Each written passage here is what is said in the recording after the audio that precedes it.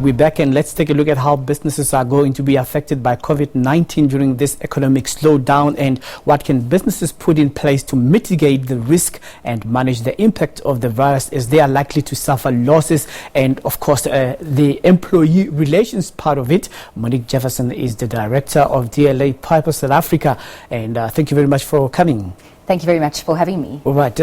This time around, when people go to work, they would wonder, what is it?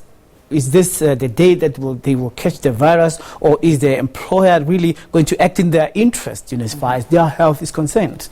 Yeah, absolutely. So there's been a lot of pressure on employers to take appropriate steps to safeguard their employees.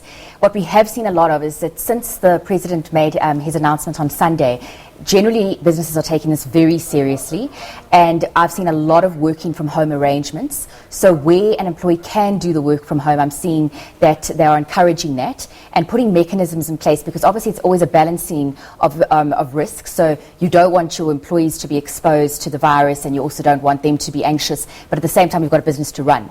So we're seeing employers putting policies in place and trying to enable employees to actually rather work from home.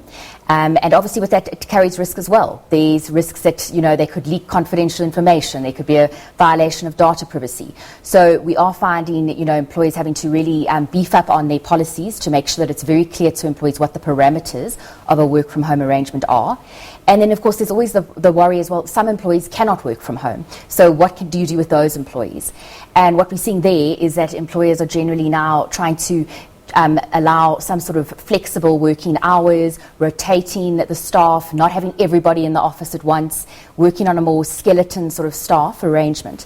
And then obviously when they do come to work, obviously putting those mechanisms in place to ensure that it is, there's hand sanitizers, there's posters, there's information available. Mm-hmm.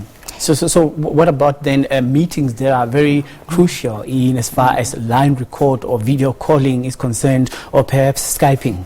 Absolutely. So what we already saw a few weeks ago is there was a lot of restrictions on allowing international business travel. So a lot of businesses already said, let's stop all that.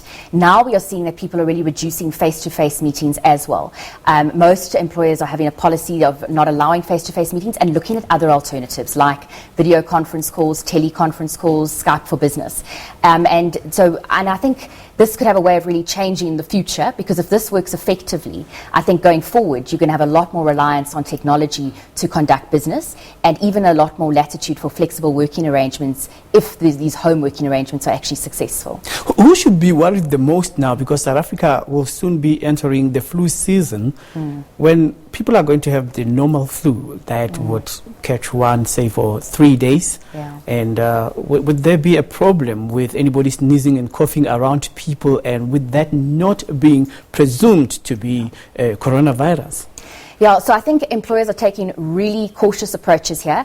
Most times there are policies in place where employees have to disclose if they've got any apprehension that they might have COVID-19. And so that is going to be a huge problem, because any flu is automatically going to be perceived as a reasonable apprehension. And what employers are encouraging employees to do is to stay away and to work from home during that time until they get a medical certificate certifying that they're okay. The advice for employees in as far as honesty and integrity is concerned during this time around, other people can just take advantage of the system, and not necessarily to cast aspersions on management that they would be harsh on employees, but other people who just stay away because they feel lazy and they don't want to go to work today, and they say, no, I'm having symptoms today, I'm not coming. Yeah. So that is a real concern. That is why we're encouraging employers to have clear policies around what is it, do we treat it as sick leave, do we treat it as annual leave, what is a reasonable apprehension, so to have some strict rules around that.